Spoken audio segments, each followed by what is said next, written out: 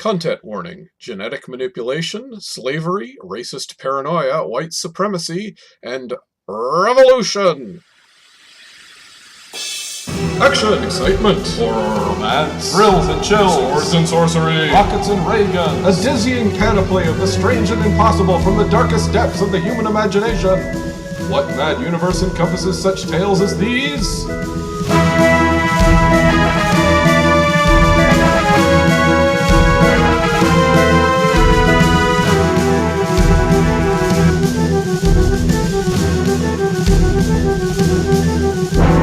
Join us as we bear witness to the sweeping sprawl of all the history that never was and all the futures that could yet be. It's adventure as you like it on What Mad Universe?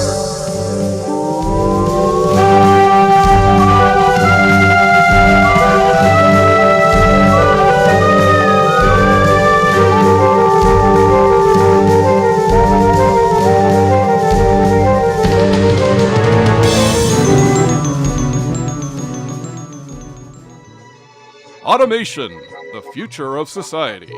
In the early years of the 20th century, mankind looks towards a time when machines will do our work for us. Imagine a whole breed of perfect servants, tireless and uncomplaining to cook your meals and clean your clothes, to work in your factories and till your fields, freeing humans from the drudgery of labor. Well, here at Rossum's Universal Robots, the dream is now the reality. Robots, the new breed of artificial workers. Here at Rossum, we've perfected a scientific formula for creating life and shaping it as we will, crafting a creature in the image of a man, but leaving out the unneeded emotions and desires that impair efficiency. Nor will robots ever disobey or resent their masters. They are the perfect workers. Nothing can possibly go wrong. In 1920, over 100 years after Mary Shelley wrote Frankenstein, or the modern Prometheus, Czech writer Karol Capek wrote another story about man's creations rising up against him. The play, R.U.R, stood for Rossum's Universal Robots, and the word robot, first introduced here, quickly entered the language. It's also, if not the first, then surely one of the most influential versions of a story that would become a bedrock of science fiction, the Robot Rebellion. Just as humans have always dreamed of creating artificial life, they've always feared that their creations would turn on and enslave them in turn, perhaps even supplanting them as the dominant life on Earth. Welcome to What Mad Universe. I'm Adam Prosser, as always. With me is Phil Rice. Hello. Hello. And our special guest today, again, is Jess Nevins. Hello. Hi, Jess. As always, great to have you on the show. Well, good. And thanks for having me. No problem. And yeah, as always, so as I've mentioned, we are going to be talking about R.U.R, which is a significant piece of literature for science fiction because it introduced the word robot to the vernacular and seems to have set the stage for a lot of the bedrock of robot science fiction. Maybe so that'd be my first question for Jess. Are there any sort of stories about robots? Well, first of all, the idea of robots as we know them, do they ever predate this particular play? Well, it depends how you define robot. You've got artificial life forms in various shapes going back to the Greek myths. Hephaestus, or Vulcan, the Greek-Roman god of engineering and artifice, is said by Aeschylus or Homer, or I can't remember which one exactly, but he's got automata servants, and in Jason and the Argonauts, one of their opponents is the android Talos. Right. And so you've got those in Greek mythology, and then running through the Dark Ages and Middle Ages, you've got all these stories about moving statues, and most of them are not sentient in any way. They're just magic, but occasionally you do get the story of a sentient statue of a horseman who patrols the streets of one of the French cities. I can't remember which. After hours, basically enforcing justice and solving crimes. Oh. And then up in the 16th century, you've got Edmund Spenser's The Faerie Queen, which has another has a artificial knight, Talos or Talos. I think Spenser. I think the Faerie Queen is Talos, and the Greek myth is Talos. I could have it backwards though. The Greek myth is definitely Talos. Okay, I remember then it's that one for sure. Talos. Okay. But he's an Iron Man, literally. That's what he's called. And so you've got this, and he's there to pursue justice, and he falls in love with one of the other characters. So from there, science fiction writers of the 17th, 18th, 19th century were basically imitating Talos or Spenser's creation when they wrote about artificial beings. At the same time, in the Jewish myths, you had the stories of the golem.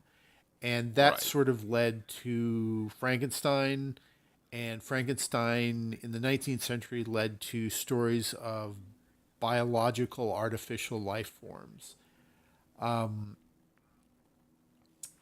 Meanwhile, you had other authors taking their cues from Talos and telling stories of moving statues that are sentient, or knights in cast iron knights in bell towers.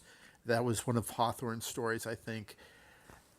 And then in the late 19th century, you've got a variety of stories about artificial life forms, some of which are androids and human shaped, and some aren't. There's an 1898 novel called The Mexican Mystery, which is about a sentient locomotive which rebels against its master, and eventually it runs amok and then runs wild and runs off into the wilderness and is never seen again. In the sequel, the locomotive sparks a worldwide rebellion of all mechanical devices. And so that's where I'd put put one of the first robot rebellions. It's not as influential as R.U.R., but it did precede it. Yeah. Who was the author of that one again? William Grove, about whom nothing is known. Okay. American writer or British? British. I guess nothing is known. Okay. Why was it called The Mexican Mystery? It was set in Mexico, and the big mystery is about what is causing the death of all these people along the side of the... William Grove, about whom nothing is known apart from his British citizenship. So he wasn't American; he was British. It's set in Mexico, and lots of people are dying, and nobody knows why. Even though to the reader, it's obvious that the locomotive is doing it. And eventually, to everyone's shock and horror, it's revealed that the locomotive itself is aware and is throwing people into its feeder and burning them up to make steam and all that sort of thing. Yeah, okay. That's kind of interesting. So, and that was, what year was that, did you say? 1898. 1898. Okay, so that's a bit before R.U.R. for certain. I should just mention... 1 second. Yeah, there were also automatons in The Coming Race, which we'll be talking about next episode. Right. Yes. Yeah. They're barely described, though. Yeah. But they are artificial, human-like machines. Well, yeah, as you say, I mean, it clearly goes back to, like, just as a fantastical thing, golems and homunculi.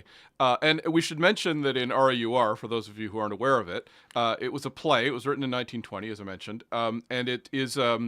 it's about a factory in the near future that produces robots, but robots in this play are not mechanical men. They are biologically created, or actually chemically created, according to the play, using and also assembled. Yeah, They are assembled. Right. So it describes a bone factory, vats of liver and brain, Right. And spinning mills for nerve fibers, veins, intestines, and so on. Right. So it's basically it's sort of they found a chemical formula for some kind of protoplasm, which you can then grow into the material to then spin. They literally talk about like knitting flesh and things on the factory machines, and it's interesting. It actually reminded me of the opening of the show Westworld. Actually, when I saw that, I was like, oh yeah, it's got the same kind of knitting flesh together. But yeah, it's not quite genetic engineering because they didn't know about that yet. So. Right. But it's a similar in theory. Right. You could say genetic engineering in a sense because they chalked everything up to chemistry back then. It was like Dr. Jekyll, Mr. Hyde would drink a magic formula and it turned him into whatever. And it should be noted also. So as I said, the word robot came from here, but you might have heard that that's Czech for slave. Apparently, it's not.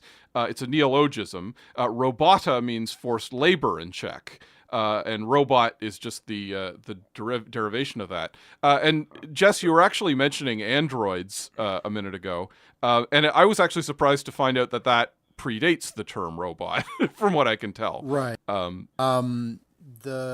It came from the French android, andreide, which was in this 1872 play by Vieille de L'Isle Adam, about an artificial humanoid called Eve of the Future.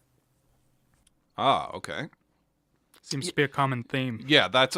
It seems like in late 19th, early 20th centuries, you keep going back to Adam and Eve, of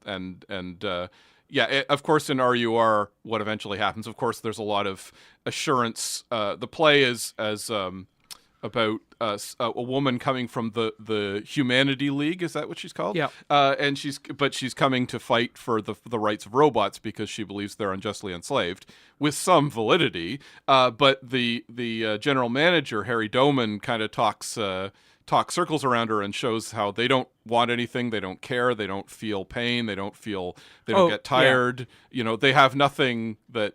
Sorry, did you want to say something, Phil? I was just thinking they do eventually engineer pain into them to ensure that they don't injure themselves on the job. Right. That came a little later, though, right? That's not the initial setup. Yeah. And so, of course, he's sort of saying, and of course, it sounds very much like what we would think of as a mechanical robot, but they are organic in this edition, as I say.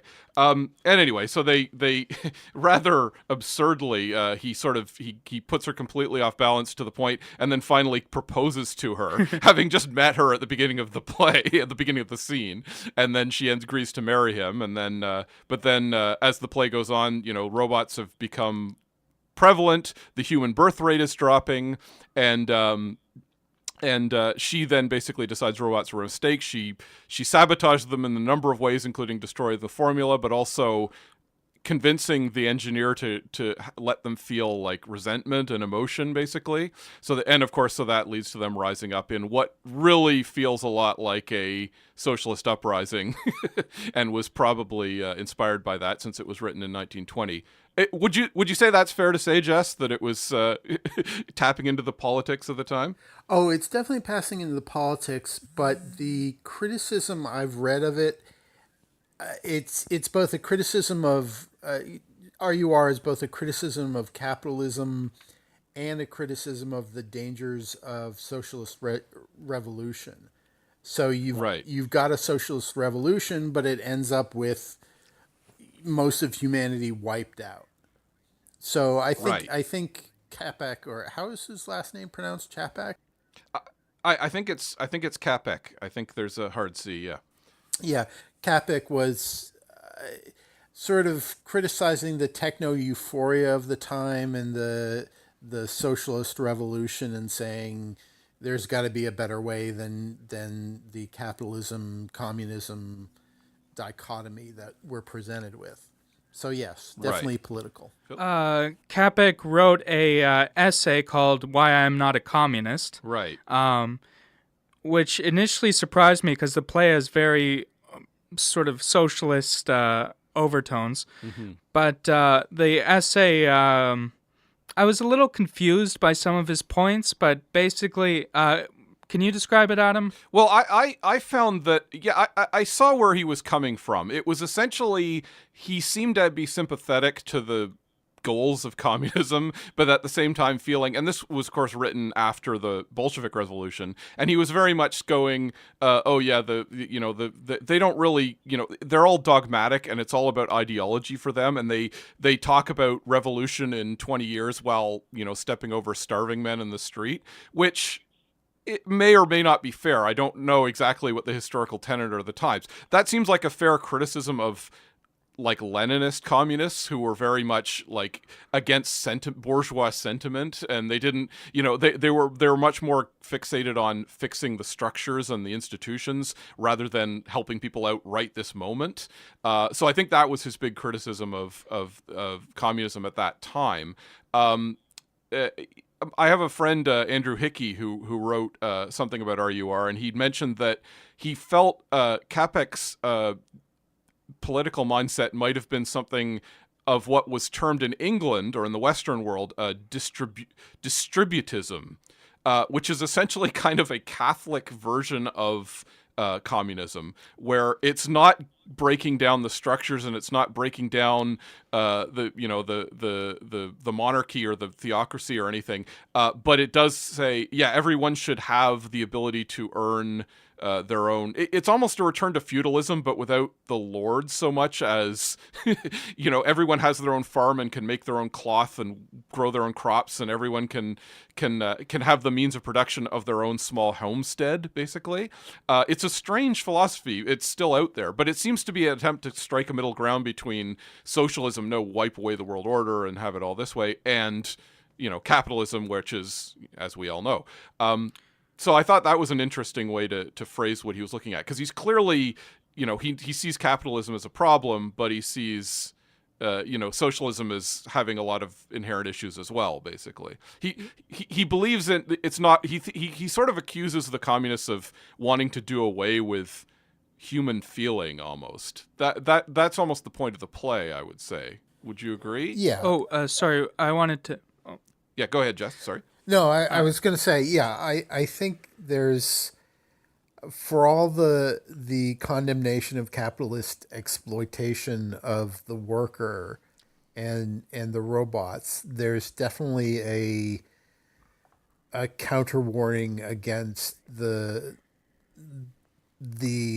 pure ideology, all ideology types of communists that were emerging right in the wake of the Bolshevik Revolution. So yes, I agree, definitely agree with that.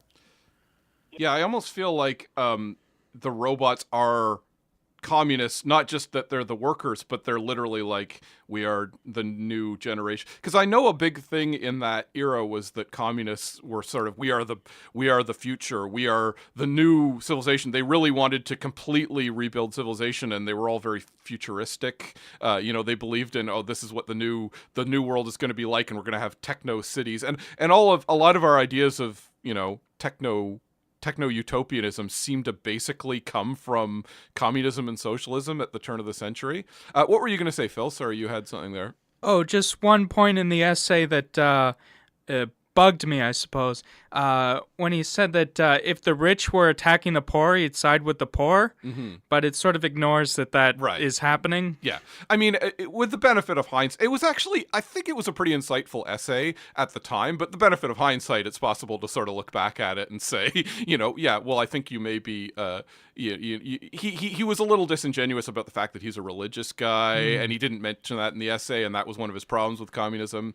So, I mean, it's politics. Hey, everyone, you're going to have that kind of attitude. But the play basically ends with the robots discovering love, and that's sort of the thing that's going to save them and let them become the new race that will take over. But again, it was this idea that, well, a new form of humanity is coming, literally in the form of robots, but they have to discover love and emotion and feeling, or it's all going to be for naught. That was kind of the attitude I saw from that. I should mention, so obviously this play, it was pretty popular, right, Jess? Like it was it was a very big deal at the time, right? Yeah, it was put on repeatedly in the 20s and into the Oh, okay. So there you go. And I know that, of course, a lot of people, you could argue that most robot fiction since then is kind of responding to this. I know Isaac Asimov specifically, he criticized the play pretty harshly. And in fact, his robots books that he wrote about, I, Robot and so on, were, I think, specifically responding to R.U.R. Am I nuts about that, Jess? Is that true? I didn't know that he had criticized the play. Thinking about it, yeah. But then I never really felt that his robots were. It's a problem with a lot of early science or golden age science fiction. It's the aliens aren't really alien. Asimov's robots aren't really robotic so much as differently viewpointed humans. So I can see where he's writing in response to Capek and R.U.R. I'm not sure how successful he was at it, but I can. Yeah. Go ahead. Go ahead. Yeah. No, I thought. I actually, to me, Asimov is kind of putting aside the political aspect of it and specifically dealing with the logistics of, well, what if you had this tireless race of workers and operatives and, robots as we know them. And he was kind of looking at the logistics of how would you keep them under control or not, because he is somewhat sympathetic to the robots. No, to me, he's almost, because it's funny, I feel like Asimov is more sympathetic to the robots than Capek is in some ways. I was expecting, going into this, when I read the play, that Capek would be like, oh, those poor robots are being downtrodden by the humans, and the humans represent, the capital classes and everything like that. But you read the play, and it really is like, well, the robots are bad in their own way, kind of. That's almost the attitude I got from it.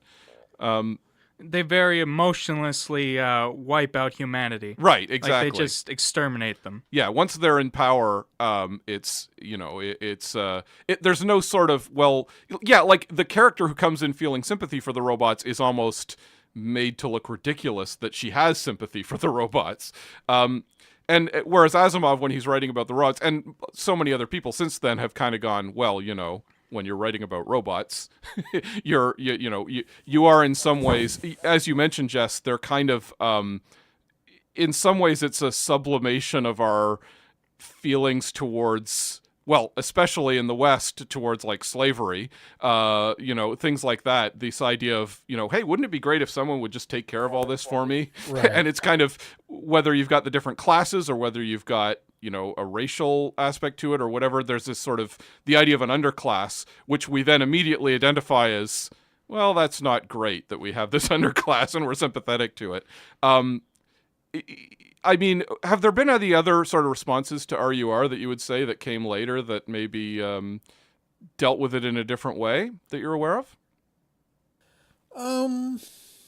I would say that most of the robot fiction of the pulps in the 30s and 40s was in reaction to R.U.R. in one respect or another. There are a couple of Robot Rebellion stories, Revolt of the Machines, where it's pretty much a replay of R.U.R., but with a pulp gloss rather than a sort of downbeat Czech version of it. I would say beyond the pulps, we get into a sort of unspoken influence where people maybe don't know that they're reacting to R.U.R., but they're still reacting to it.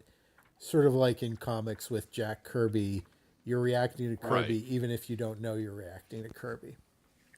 Right.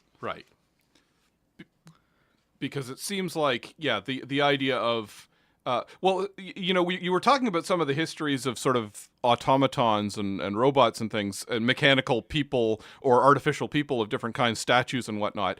But you mentioned this Mexican mystery that has an actual rebellion on the part of the created being. And I mean, there's Frankenstein, I suppose, is the other one. Right. But is there maybe another part of the spectrum there? Is there something in between that was that something that people talked a lot about in the 19th century generally, of the idea of we could build something and it could turn against us? Or Well, there was definitely a concern about being replaced throughout most of the 19th century up until War of the Worlds.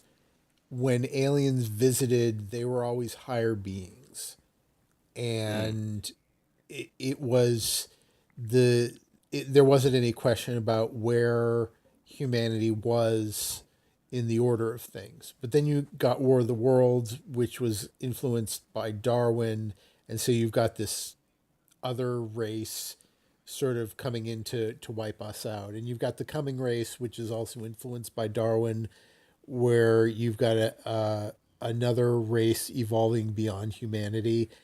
But I can't really think of very many stories or novels in the 19th century where the artificial beings are created by humanity and then wipe us out. It's interesting that in Samuel Butler's Erewhon in 1872, the utopia there doesn't have any robots because for fear of being wiped out. So I think there's definitely an awareness on some level that the concept of the created slave race, for lack of a better term, is tied in with the worry about rebellion of those slaves. But that would also tie into the history, real life history of slave uprisings in the United States, where Right. and the American consciousness, and to a certain respect the British consciousness of that. yeah, that's why I'm kind of surprised that it wasn't as big a thing for that exact reason. I mean, literally, they were going. You'd think there might be a sort of upsurge of, if not robots, then some kind of rebellion going on in fiction in sort of the mid 19th century, and yet it seems like that wasn't a huge. I guess maybe the idea of artificially created servants as a sci-fi idea hadn't caught on by that time. Maybe, I don't know, but you'd think that that sort of tension in society would have led to something. Is there anything that it comes out in that regard in American fiction? No, or- I can't think of anything. I think it was simply too close to home to really be dealt with. It's like during World War One, you don't find you find a few stories in the fantastic genres about the war, but it was too close to home. And so most of the people who were writing science fiction and fantasy and horror were ignoring the war and just writing about other things because it was too risky. And it wasn't, I can't think of any, well, there may have been one or two American stories or novels about slave rebellions, but on the whole, I think it was just too sensitive a topic for the American reading public to read about. It wasn't. I mean, usually, you people use fiction to project their worries and anxieties into a safe place where it can be dealt with in an undangerous way, but you can't really do that with the concept of a slave rebellion. Right. Yeah, that's true. What about like something that might have come from the abolitionist point of view, like somebody writing a sci-fi or fantastical tale that kind of tried to frame it as, well, there are these people who are are underclass or are laborers, but we should be sorry for them. We should empathize with them. Was there anything like that, perhaps, around that No, time? it's you don't really you've got some science fiction and fantasy work in the 1840s, 1850s, 1860s, but it really isn't until the late 1860s, 1870s that science fiction and fantasy as a whole starts to take off. And I'll talk about why that is when we talk about The Coming Race. But basically there wasn't enough to constitute a coherent genre before 1871, and what people were writing about were they were projecting other concerns into the genres. It would make for an interesting monograph of some sort, an article or a dissertation or something, going through fictions written by abolitionists and seeing how they dealt with the slave rebellions and John Brown's raid and all that sort of thing. Yeah. Yeah, I almost want to feel that with those guys, the abolitionists, that they maybe didn't look to the future and to science fiction as much. They were maybe more, religious. They were looking more either to the present. Maybe that's just my half-baked theory without doing a survey of it or anything. So the other question then is, when did we make the jump from organic robots to mechanical robots? Like, when did the idea of an automaton that was scientifically constructed and could do our bidding, when did that start to sort of gain traction? I'd say in the pulps, it was. I cannot think of very many pulp stories where you have an organic artificial being. That's a little too advanced an idea for most of the pulp writers. Most of the pulps just decided they were going with pure metal of one sort or another, or just artificial beings that could be mass produced in factories. I know there were a couple of robot movies in the 1900s and 1910s, and I know that they were mostly big, clunky, portrayed as being big, clunky metal things. So it may be that it was both the influence of the movies and simply authors and readers being more able to believe in metal artificial beings than in flesh and blood. All right. Can I? It must have happened pretty quickly because in 1928 there was a British robot named Eric built that had R.U.R. on its chest. Right. It was a built for exhibition, so it could be displayed. It apparently could only stand up and sit down, couldn't walk or anything. Eric the robot. Yeah, so this was built in 1928, so it's already they're connecting the idea of robot to the mechanical beings. Also, it should be said this robot went missing soon after, and maybe it's still out there walking around. Maybe it gained sentience. Yeah, that's true. Well, when was the mechanical Turk or whatever it was called, the chess-playing robot? That was 1810s, 1820s. Or actually, no, wait. It may have been 18th century rather than 19th century. The mechanical Turk substantially preceded R.U.R. Mm-hmm. There were a number of sort of pseudo robots built in the 20s. I found an article from an El Paso newspaper that said, Robbie the robot, the mechanical man, is coming to El Paso. And was very amused by that. But yeah, the Japanese were building robots. They built a tea serving robot. There was Eric. There was the New Jersey steam robot. It was an era where they were making them mechanically, and that too may have influenced the the popular expression of the idea of the artificial.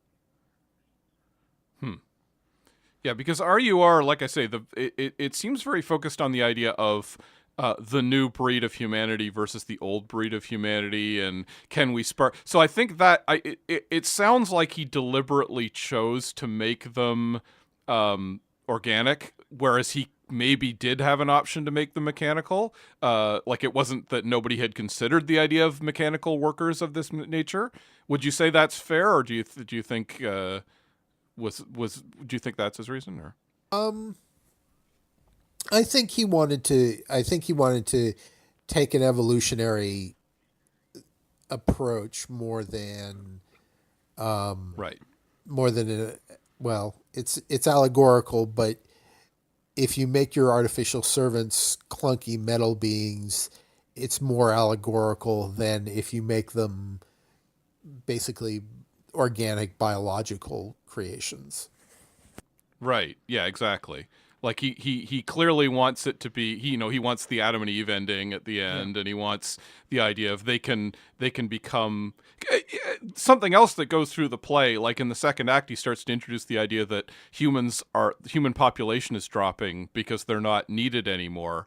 Oh yeah, I was very confused by that in the story. The birth rate just disappears. Right. Which well, that seems to have it's been not explained very well. I get the impression that was an issue in the 19th century people talked about a lot, like the idea of possible declining birth rates. I feel like that's come up in a couple of things in the 19th and even the 18th centuries, or am I completely imagining that? No, that was in my Victorian encyclopedia. I talk about what I call the fin de siècle unease, which was this great uneasiness and fear of Western civilizations becoming too decadent and crumbling from within. And one of the big fears was of declining birth rates and physical degeneracy. So you had all these fears in Britain, for example, that British soldiers were not as tall or as strong or as healthy as they used to be. And they definitely talked about declining birth rates. They blamed it on the new feminists who weren't interested in marriage because reasons. Yeah. So glad we've moved beyond all that. Yeah, nowadays, there's currently a racist conspiracy theory called the Great Replacement. Yeah. Where immigrants led by some sort of shadowy cabal are multiplying and outbreeding white people. Yeah. They have not had any new ideas in the last few hundred years, I guess. Right. Anyway. Yeah. One thing I wanted to bring up. You mentioned Karol Capek's religious identity, and I thought that was interesting because there's a bit of that in the character of Rossum, who created the robots, who's not actually seen on screen because he died before the play takes place. Right. But it describes him as a materialist who wished to become a god by creating a race of humans, but he failed because they're too complicated and they couldn't survive. So his nephew took over, and he was an engineer and simplified the design, basically, to create more efficient versions of humans. But he put it all towards capitalist purposes. Yeah, it's almost the kind of ideology versus no, let's make a buck off it. Were the two Rossums kind of those were their play. So it does start off very clearly criticizing capitalism. It's not a pro-capitalism play either, obviously. So that is definitely where they're coming from in that regard. But go on.